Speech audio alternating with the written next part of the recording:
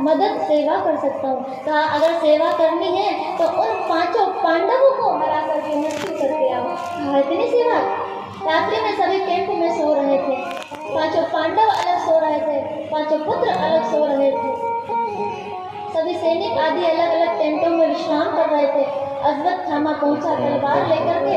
जैसे ही कैंप के अंदर गया महाराज, तो पांडवों के पुत्र पांडव जैसे विशाल स्वरूप शरीर, सोचा पांडव सोए हैं, अपनी तलवार उठाई और उठा करके 5 पुत्रों की गर्दन को काट दी और 5 के सिर थाल में रख करके दुर्योधन के पास पहुंच गया।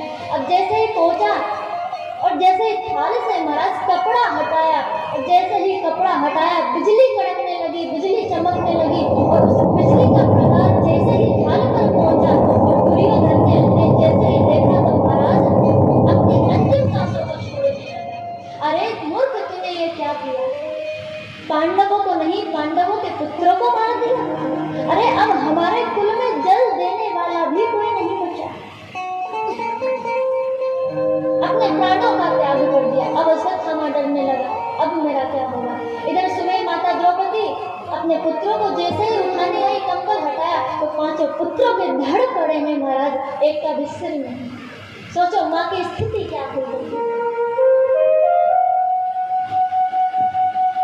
आज अगर एक पुत्र भी चला जाए तो माँ का जीवन पुत्र के शोक में निकल जाता है। आज माता द्रौपदी के 5 पुत्र गए हैं महाराज। धन्य है वो माँ कि जो अपने पुत्रों को प्राणों की चिंता किए बिना भारत माता को सौंप देती है। आज हमारी सीमाओं पर, बॉर्डर पर जो फौजी खड़े होकर के दिन रात तपती राजस्थान की धूल में, धूप में खड़े हैं, -डिग्री जैसे टेम्परेचर में जाकर के आपके और हमारे लिए खड़े हैं, इस देश की और आपकी हमारी रक्षा कर रहे हैं कि हमारे भारतवासी, हमारे देशवासी सुरक्षित रहे। जरा सोचिए कि माँ का हृदय कितना विशाल होगा।